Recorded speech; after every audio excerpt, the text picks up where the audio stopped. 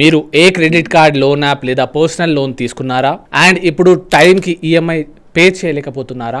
అయితే ఇలాంటి సందర్భంలో ఏ రికవరీ ఏజెంట్స్ ఫోన్లో లేదా డైరెక్ట్లీ మీతో మిస్బిహేవ్ అస్సలకే చేయలేరు. మిస్బిహేవ్ చేసే రైట్ లేదు. మిమ్మల్ని అబ్యూస్ చేయడం, కొట్టడం, మీ పరువు తీయడం అస్సలు చేయలేరు అని ఆర్బీఐ క్లియర్గా గైడ్ లైన్స్ ఇచ్చిందండి. ఒకవేళ మీరు టైంకి లోన్ పే చేయలేకపోతే అన్నిటికంటే ముందు మీరు అర్థం చేసుకోవాల్సింది ఏంటి అంటే ఇది ఒక సివిల్ మ్యాటర్. ఇందులో ఫస్ట్ బ్యాంక్ మీకు లీగల్ నోటీస్ సెండ్ చేస్తుంది అండ్ మీకు వ్యతిరేకంగా కోర్టులో కేసు ఫైల్ చేయగలుగుతుంది అంతే. కానీ ఏ రికవరీ ఏజెంట్ కూడా మీ దగ్గరకు వచ్చి మిస్బిహేవ్ చేస్తే సహించకండి. అలాంటి సిచ్యువేషన్స్ లో అన్నిటికంటే ముందు ఆ రికవరీ ఏజెంట్ ఫోటో లేదా వీడియో తీయండి.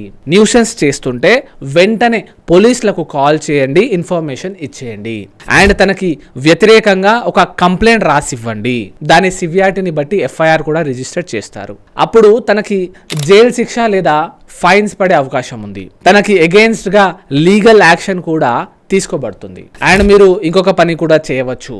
మీరు ఆర్బీఐకి సంబంధించిన లోన్ వాళ్ళకి దీనిపై వివరంగా ఒక ఈమెయిల్ కూడా చేయవచ్చు. ఎందుకంటే అలా చేయడం వల్ల ఆర్బీఐ ఆ బ్యాంక్ ఎంప్లాయీస్ కి అగేన్స్ట్ గా యాక్షన్ కూడా తీసుకోగలుగుతుంది. లోన్ కట్టడానికి టైం కావాలి అనుకుంటే ఒక లాయర్ ని సంప్రదించి ఇంజంక్షన్ సూట్ కోర్టులో వేసుకోండి.